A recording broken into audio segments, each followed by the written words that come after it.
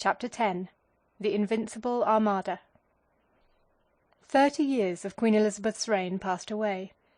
During all this time the murderous contests between the Catholic governments of France and Spain and their Protestant subjects went on with terrible energy. Philip of Spain was the great leader and head of the Catholic powers, and he prosecuted his work of exterminating heresy with the sternest and most merciless determination. Obstinate and protracted wars, cruel tortures, and imprisonments and executions without number marked his reign. Notwithstanding all this, however, strange as it may seem, the country increased in population, wealth, and prosperity. It is, after all, but a very small proportion of 50 millions of people which the most cruel monster of a tyrant can kill, even if he devotes himself fully to the work.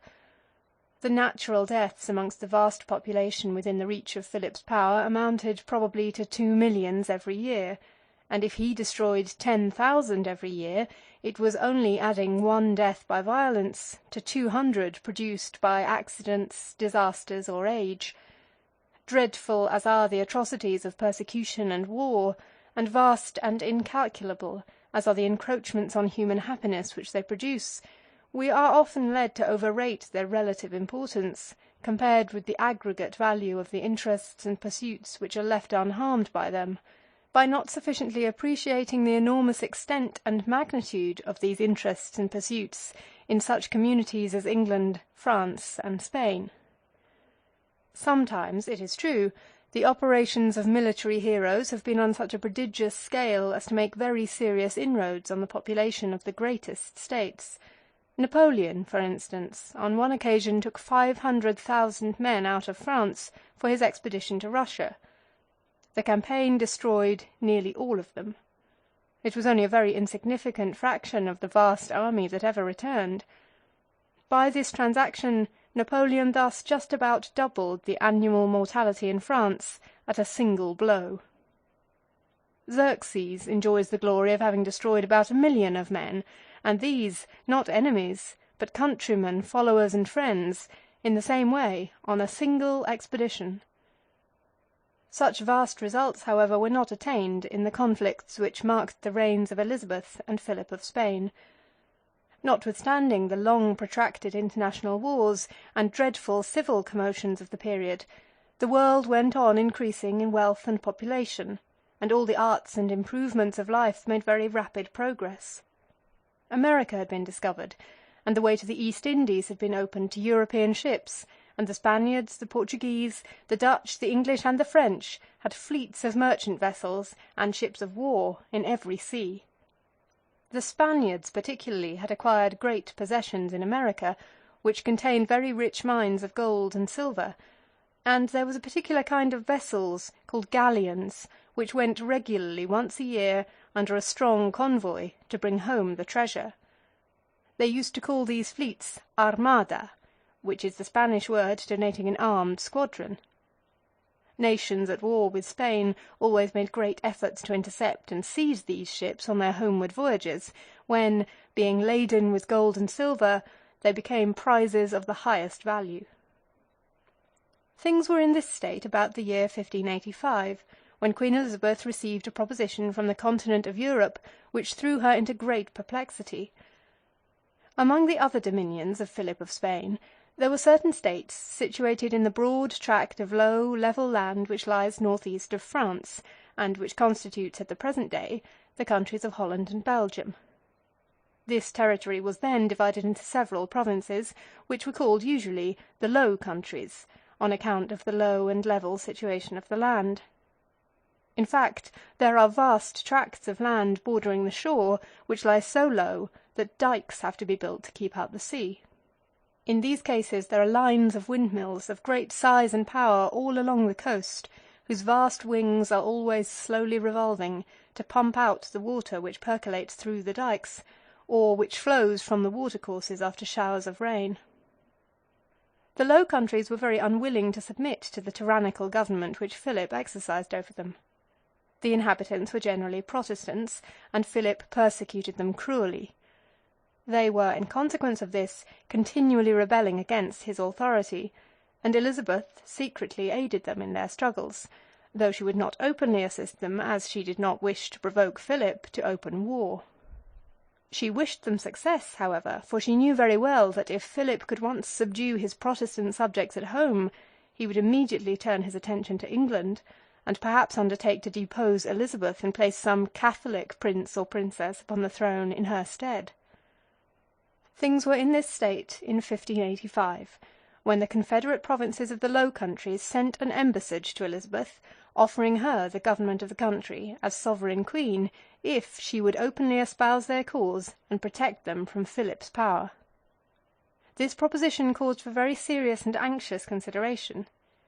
Elizabeth felt very desirous to make this addition to her dominions on its own account, and besides, she saw at once that such an acquisition would give her a great advantage in her future contests with Philip, if actual war must come.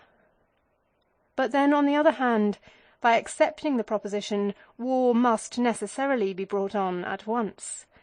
Philip would, in fact, consider her espousing the cause of his rebellious subjects as an actual declaration of war on her part, so that making such a league with these countries would plunge her at once into hostilities with the greatest and most extended power on the globe.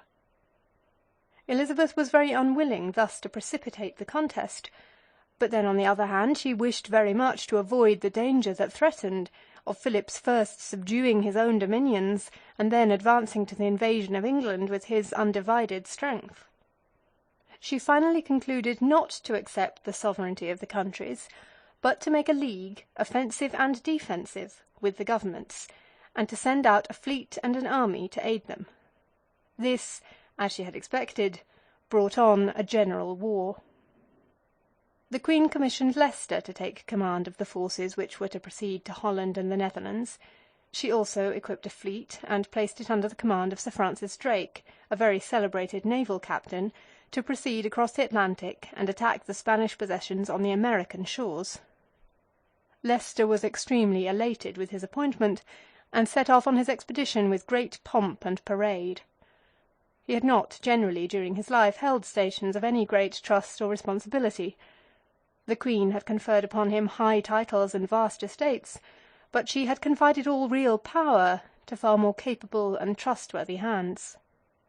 She thought, however, perhaps that Leicester would answer for her allies, so she gave him his commission and sent him forth, charging him with many injunctions as he went away to be discreet and faithful, and to do nothing which should compromise in any way her interests or honour.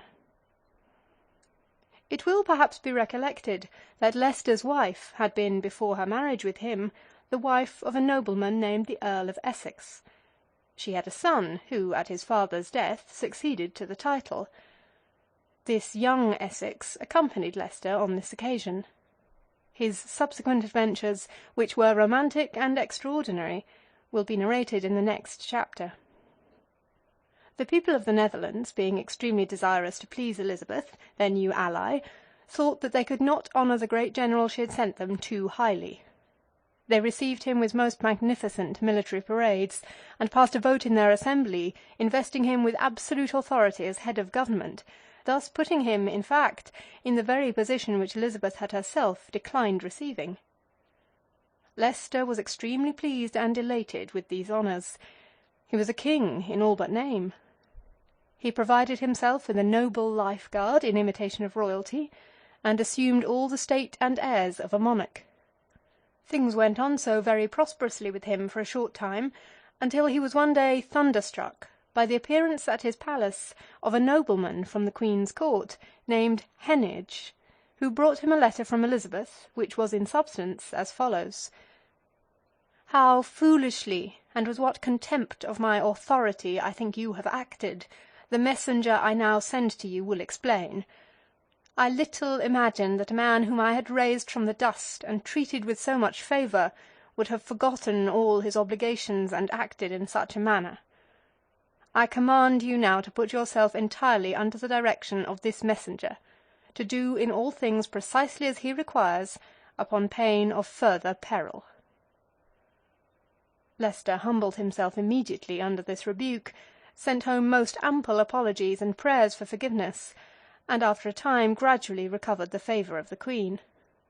He soon, however, became very unpopular in the Netherlands. Grievous complaints were made against him, and he was at length recalled. Drake was more successful. He was a bold, undaunted, and energetic seaman, but unprincipled and merciless. He manned and equipped his fleet and set sail towards the Spanish possessions in America. He attacked the colonies, sacked the towns, plundered the inhabitants, intercepted the ships, and searched them for silver and gold. In a word, he did exactly what pirates are hung for doing, and execrated afterwards by all mankind. But, as Queen Elizabeth gave him permission to perform these exploits, he has always been applauded by mankind as a hero. We would not be understood as denying that there is any difference between burning and plundering innocent towns and robbing ships, whether there is or is not a governmental permission to commit these crimes. There certainly is a difference. It only seems to us surprising that there should be so great a difference as is made by the general estimation of mankind. Drake, in fact, had acquired a great and honourable celebrity for such deeds before this time, by a similar expedition several years before, in which he had been driven to make the circumnavigation of the globe. England and Spain were then nominally at peace, and the expedition was really in pursuit of prizes and plunder. Drake took 5 vessels with him on this first expedition, but they were all very small. The largest was only a vessel of 100 tons, while the ships which are now built are often of 3,000. With this little fleet Drake set sail boldly, and crossed the Atlantic, being 55 days out of sight of land. He arrived at last on the coast of South America, and then turned his course southward, toward the Straits of Magellan. 2 of his vessels he found were so small as to be of very little service, so he shipped the men on board the others, and turned the 2 adrift. When he got well into the southern seas, he charged his chief mate, whose name was Doughty, with some offence against the discipline of his little fleet, and had him condemned to death. He was executed at the Straits of Magellan, beheaded. Before he died, the unhappy convict had the sacrament administered to him, Drake himself partaking of it with him. It was said, and believed at the time, that the charge against Doughty was only a pretence, and that the real cause of his death was that Leicester had agreed with Drake to kill him when far away, on account of his having assisted with others in spreading the reports that Leicester had murdered the Earl of Essex, the former husband of his wife. The little squadron passed through the Straits of Magellan, and then encountered a dreadful storm, which separated the ships and drove them several hundred miles to the westward, over the then boundless and trackless waters of the Pacific Ocean. Drake himself afterward recovered the shore with his own ship alone, and moved northward. He found Spanish ships and Spanish merchants everywhere, who, not dreaming of the presence of an English enemy in those distant seas, were entirely secure, and they fell, one after another, a very easy prey. The very extraordinary story is told of his finding in one place a Spaniard asleep upon the shore, waiting perhaps for a boat, with 30 bars of silver by his side, of great weight and value, which Drake and his men seized and carried off without so much as waking the owner. In one harbour which he entered he found 3 ships, from which the seamen had all gone ashore, leaving the vessels completely unguarded, so entirely unconscious were they of any danger near. Drake broke into the cabins of these ships, and found 50 or 60 wedges of pure silver there, of 20 pounds each. In this way, as he passed along the coast, he collected an immense treasure in silver and gold, both coin and bullion, without having to strike a blow for it.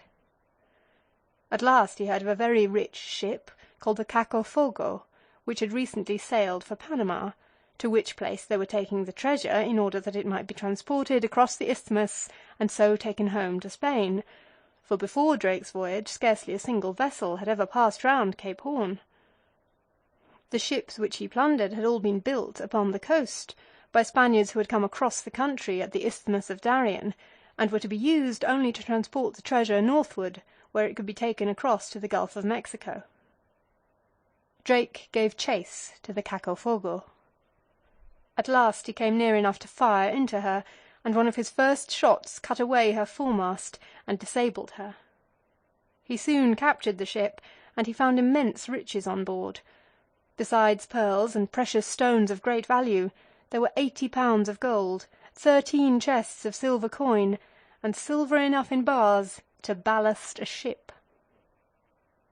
Drake's vessel was now richly laden with treasures, but in the meantime the news of his plunderings had gone across the continent, and some Spanish ships of war had gone south to intercept him at the Straits of Magellan on his return. In this dilemma, the adventurous sailor conceived of the sublime idea of avoiding them by going round the world to get home. He pushed boldly forward, therefore, across the Pacific Ocean to the East Indies, thence through the Indian Ocean to the Cape of Good Hope, and after 3 years from the time he left England, he returned to it safely again, his ship loaded with the plundered silver and gold. As soon as he arrived in the Thames, the whole world flocked to see the little ship that had performed all these wonders. The vessel was drawn up alongside the land, and a bridge made to it, and after the treasure was taken out, it was given up for some time to banquetings and celebrations of every kind. The Queen took possession of all the treasure, saying that Philip might demand it, and she be forced to make restitution, for it must be remembered that all this took place several years before the war. She, however, treated the successful sailor with every mark of consideration and honour. She went herself on board his ship and partook of an entertainment there, conferring the honour of knighthood at the same time on the Admiral, so that Sir Francis Drake was thenceforth his proper title. If the facts already stated do not give sufficient indications of the kind of character which in those days made a naval hero, one other circumstance may be added. At one time during this voyage, a Spaniard, whose ship Drake had spared, made him a present of a beautiful negro girl. Drake kept her on board his ship for a time, and then sent her ashore on some island that he was passing, and inhumanly abandoned her there, to become a mother among strangers, utterly friendless and alone. It must be added, however, in justice to the rude men among whom this wild buccaneer lived, that though they praised all his other deeds of violence and wrong, this atrocious cruelty was condemned. It had the effect, even in those days, of tarnishing his fame. Philip did claim the money, but Elizabeth found plenty of good excuses for not paying it over to him. This celebrated expedition occupied more than 3 years. Going round the world is a long journey. The arrival of the ship in London took place in 1581, 4 years before the war actually broke out between England and Spain, which was in 1585. And it was in consequence of the great celebrity which Drake had acquired in this and similar excursions, that when at last hostilities commenced, he was put in command of the naval preparations. It was not long before it was found that his services were likely to be required near home, for rumours began to find their way to England that Philip was preparing a great fleet for the actual invasion of England. The news put the whole country into a state of great alarm. The reader, in order to understand fully the grounds for this alarm, must remember that in those days Spain was the mistress of the ocean, and not England herself. Spain possessed the distant colonies and the foreign commerce, and built and armed the great ships, while England had comparatively few ships, and those which she had were small. To meet the formidable preparations which the Spaniards were making, Elizabeth equipped only 4 ships. To these, however, the merchants of London added 20 or 30 more, of various sizes, which they furnished on condition of having a share in the plunder which they hoped would be secured. The whole fleet was put under Drake's command. Robbers and murderers, whether those that operate upon the sea or on the land, are generally courageous, and Drake's former success had made him feel doubly confident and strong. Philip had collected a considerable fleet of ships in Cadiz, which is a strong seaport in the south-eastern part of Spain on the Mediterranean Sea, and others were assembling in all the ports and bays along the shore, wherever they could be built or purchased. They were to rendezvous finally at Cadiz. Drake pushed boldly forward, and to the astonishment of the world forced his way into the harbour, through a squadron of galleys stationed there to protect the entrance, and burned, sunk, and destroyed more than 100 ships which had been collected there. The whole work was done, and the little English fleet was off again, before the Spaniards could recover from their astonishment. Drake then sailed along the coast, seizing and destroying all the ships he could find. He next pushed to sea a little way, and had the good fortune to intercept and capture a richly laden ship of very large size, called a carrack, which was coming home from the East Indies. He then went back to England in triumph. He said he had been singeing the whiskers of the King of Spain. The booty was divided among the London merchants, as had been agreed upon. Philip was exasperated and enraged beyond expression at this unexpected destruction of armaments which had cost him so much time and money to prepare. His spirit was irritated and aroused by the disaster, not quelled, and he immediately began to renew his preparations, making them now on a still vaster scale than before. The amount of damage which Drake effected was, therefore, after all, of no greater benefit to England than putting back the invasion for about a year. At length, in the summer of 1588, the preparations for the sailing of the Great Armada, which was to dethrone Elizabeth and put back the English nation again under the dominion of some papal prince, and put down finally the cause of Protestantism in Europe, were complete. Elizabeth herself, and the English people, in the meantime, had not been idle. The whole kingdom had been for months filled with enthusiasm to prepare for meeting the foe. Armies were levied and fleets raised. Every maritime town furnished ships, and rich noblemen, in many cases, built or purchased vessels with their own funds, and sent them forward ready for the battle as their contribution toward the means of defence.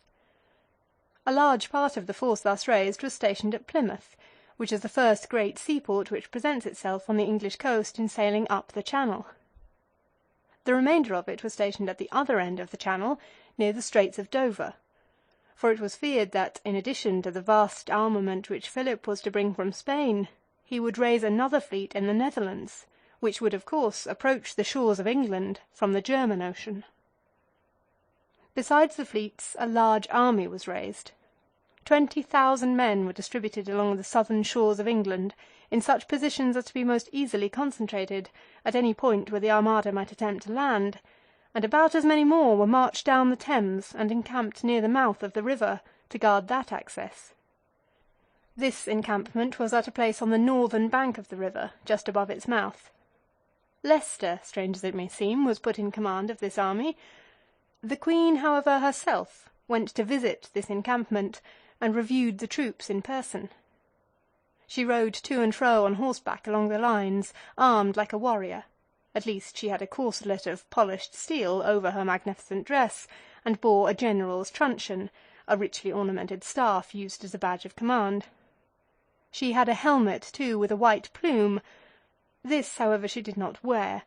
A page bore it, following her, while she rode, attended by Leicester and the other generals, all mounted on horses and splendidly caparisoned, from rank to rank, animating the men to the highest enthusiasm by her courageous bearing, her look of confidence, and her smiles. She made an address to the soldiers.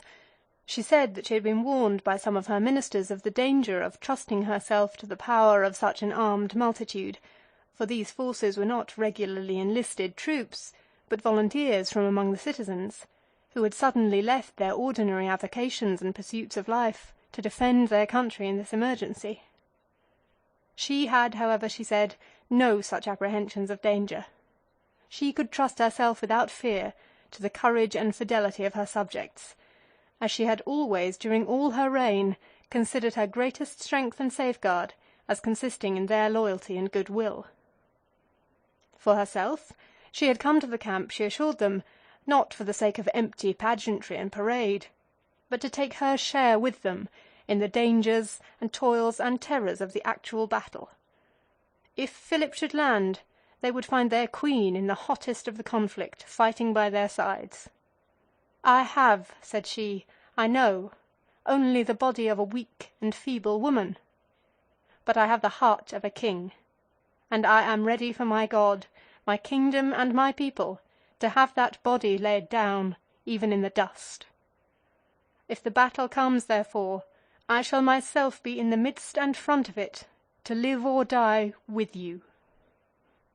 These were thus far but words, it is true, and how far Elizabeth would have vindicated their sincerity if the entrance of the Armada into the Thames had put her to the test, we cannot now know. Sir Francis Drake saved her from the trial. One morning a small vessel came into the harbour at Plymouth, where the English fleet was lying, with the news that the Armada was coming up the Channel under full sail. The anchors of the fleet were immediately raised, and great exertions made to get it out of the harbour, which was difficult, as the wind at the time was blowing directly in. The squadron got out at last, as night was coming on. The next morning the Armada hove in sight, advancing from the westward up the Channel in a vast crescent which extended for 7 miles from north to south, and seemed to sweep the whole sea. It was a magnificent spectacle, and it was the ushering in of that far grander spectacle still, of which the English Channel was the scene for the 10 days which followed, during which the enormous naval structures of the Armada, as they slowly made their way along, were followed and fired upon and harassed by the smaller and lighter and more active vessels of their English foes. The unwieldy monsters pressed on, surrounded and worried by their nimbler enemies, like hawks driven by kingfishers through the sky. Day after day this most extraordinary contest, half flight and half battle, continued, every promontory on the shores covered all the time with spectators, who listened to the distant booming of the guns, and watched the smokes which arose from the cannonading and the conflagrations. One great galleon after another fell a prey. Some were burned, some taken as prizes, some driven ashore. And finally, one dark night, the English sent a fleet of fire-ships, all in flames, into the midst of the anchorage to which the Spaniards had retired, which scattered them in terror and dismay, and completed the discomfiture of the squadron. The result was that by the time the Invincible Armada had made its way through the Channel and had passed the Straits of Dover, it was so dispersed and shattered and broken that its commanders, far from feeling any disposition to sail up the Thames, were only anxious to make good their escape from their indefatigable and tormenting foes. They did not dare, in attempting to make this escape, to return through the Channel, so they pushed northward into the German Ocean. Their only course for getting back to Spain again was to pass round the northern side of England, among the cold and stormy seas that are rolling in continually, among the ragged rocks and gloomy islands which darken the ocean there. At last, a miserable remnant of the fleet, less than half, made their way back to Spain again. End of chapter 10.